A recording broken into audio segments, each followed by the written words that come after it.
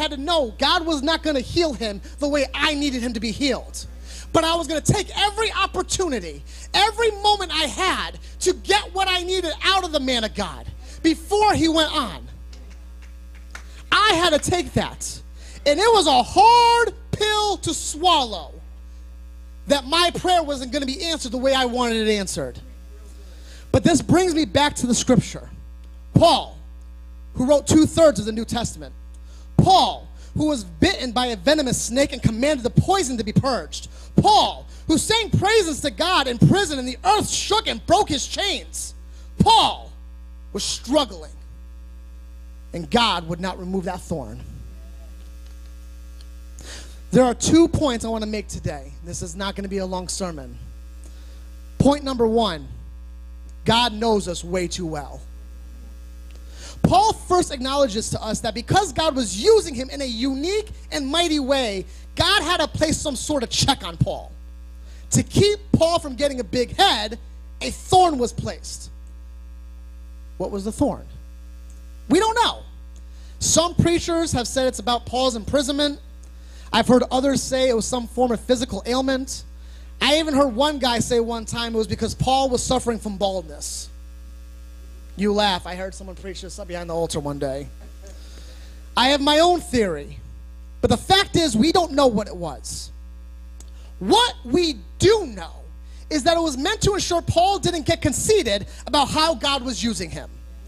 See, God knew that Paul, with all his years of studying, all his knowledge, his former position of power, that if there wasn't something holding him to the ground, he would brag about people how important he was because of the revelations God had given him. Paul even writes that if anyone has the right to boast, it's me. So God had to keep that man in check. But the gifts of God are not to necessarily benefit us. They are for us to benefit the kingdom. And some folk might get upset with this fact, but in the global church, especially in America, we act like God is here to serve us. The gospel is about me. I know we love hearing messages about the favor of God. We read devotionals that make us feel good on the inside. I'm wonderful. Jesus exists for me. He's my genie. Whatever I ask of him, he's going to do. He was created to serve me. I wasn't created to serve him. That's the way a lot of people believe in their hearts. They may not say it with their lips, but in their hearts, that's what they believe, that if I asked him for this, he's going to give it to me.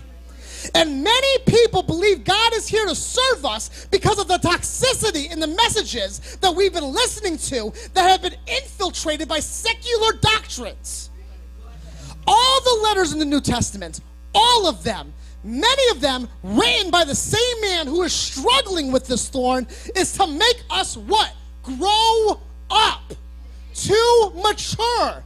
The stuff written for husbands is to get you to mature. The stuff written to wives is to get you to mature. The things written to singles is to get you to mature. The stuff written to us leaders is to get us to mature.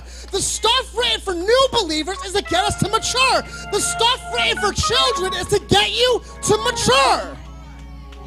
It's all for us to mature spiritually, emotionally, mentally. Because the end game of Christianity isn't money. It's not property. It's not position. It's not influence. It's so that when we are called home, we look like the one who saved us. That's point the first. Point the second.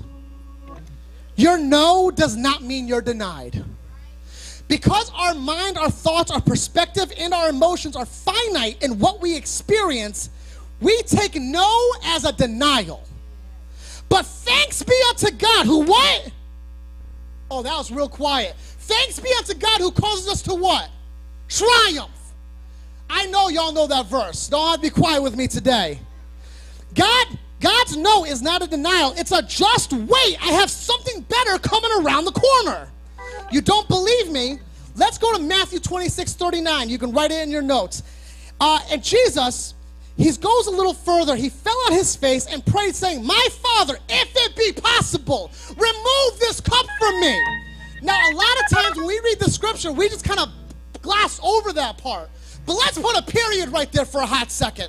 Let's not pretend there's more to the scripture.